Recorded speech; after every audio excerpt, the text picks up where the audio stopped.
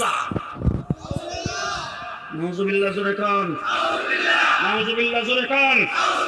আমরা ক্ষমতায় যাওয়ার জন্য কোন আন্দোলন করি না।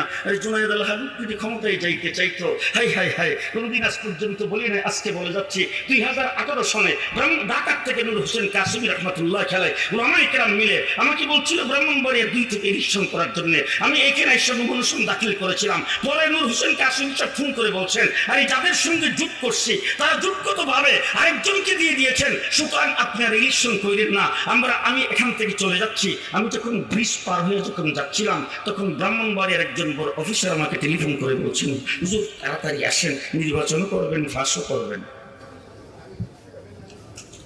আমি বললাম না, নাম বলবো না। তখনকার সময়ের যিনি সরকারে ছিলেন, সরকারের একজন সবচাইতে বড় দায়িত্বশীল আমাকে ফোন করে বলছেন, খালি এমপি হবেন না, সরকারেও থাকবে।